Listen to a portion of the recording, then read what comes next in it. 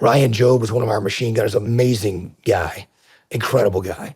Well, the kind of guy that I don't know how long it took him to get through buds, but it was a long time. He was one of those guys that was never going to be the best athlete, was just absolutely tough as nails. Yeah. Just a stud, awesome machine gunner, super strong man of faith as well, and hilarious. But he was the machine gunner basically holding security for Chris and the sniper team that was on the rooftop as we had this kind of bounding overwatch. And I was with the Iraqi element that was moving forward to the streets. And we were about an hour and a half or 2 hours into that operation. Again, one that we conducted many like that before. And all of a sudden, I mean, we hear a shot ring out. I mean, you can hear the impact of it, and I hear, our most combat experienced guy was Chris Kyle, an awesome teammate and tremendous sniper, saved lots of lives on the battlefield. And man, I could just hear in Chris's voice, man, he's like, we call Ryan's nickname was Biggles. And he was like, Biggles has been hit. I need a corpsman to the rooftop now. And man, I could just hear in his voice, how horrific that was. And I literally been talking to him, both those guys, like 30 seconds before that, right? Just walked down the stairs, to try to, we're going to organize our team and kind of push out to the next building before we take the rooftop there. And man, we get, so we go rushing back up to the rooftop, and Mark Lee, who was rolls right back up there, another awesome machine gunner, just an incredible guy, steps right into the very position that Ryan got shot, like right in the position with his belt-fed Mark 48 machine gun, and just starts laying down suppressive fire, knowing that like we're gonna get shot back, at any moment. And we got up to Ryan. Ryan had been hit in the face, and just a single shot hit him in the face. You could call an enemy sniper around. You could call it just obviously it was not your average like spray and pray, insurgent. It was somebody that had some good side picture trigger squeeze, engaged him, hit him in the head.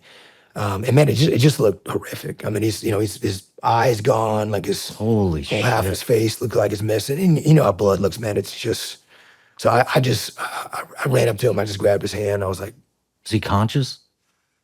when I rolled up to him, he's just laying there. And I grabbed his hand. I was like, hang in there, brother. We're going to get you out of here. And I didn't believe that for a second, man. Like it just looked like there was no chance. And meanwhile, Mark and is standing there laying down suppressive fire right over the rooftop wall where Ryan just got hit. Other guys stepped up there too, are laying down suppressive fire. We're calling in the Casevac vehicle. The corpsman rolls up there and is working on him. That corpsman was Jonny Kim, our just a phenomenal guy in there, going to work, on Ryan.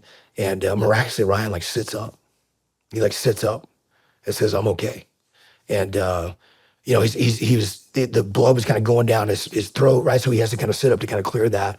And we get under his armpits. We're getting him down. So the Casevac vehicle, we had a M113 armored personnel carrier down there, for Casevac. And so we get Johnny, our corpsman, and we got guys under each shoulder of Ryan, and we're getting him escorted off the roof, and he walks off the roof really by his own power, like down the stairs, and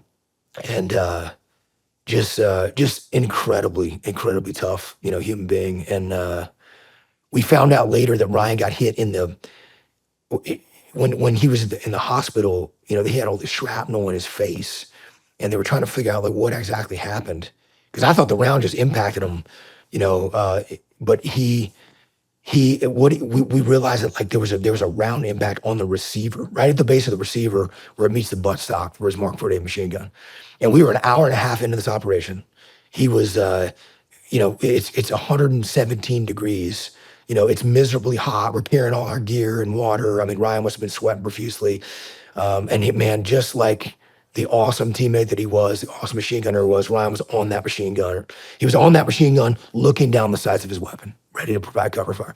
And if he hadn't done that, he would have just taken his head off. That round would have just taken his head off. So like that saved his life. And we unfortunately we didn't figure out till later. It was 2 weeks later that we realized that the shrapnel had severed his optic nerve to his good eye, and he was gonna be blind. as a result of that. Damn. And so I didn't know how it was going to go at the time. We evac Ryan. We sent our corpsman with him.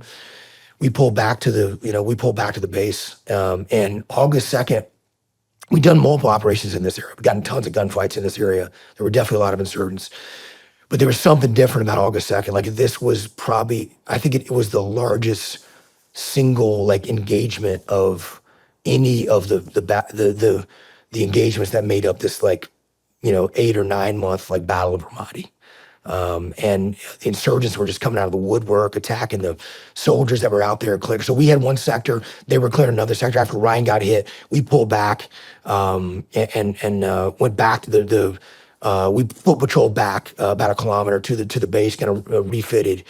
And the soldiers were under attack, man. They and they asked us if we could help them. And they were getting attacked from these different positions. So we loaded up in Bradley fighting vehicles and we rolled back out, into the city. And it was, man, there was so much going on that day. Like for guys like Mark Lee, for all the guys that were in charge of the platoon, they knew they were going back out in the teeth of it. We just seen what happened to Ryan.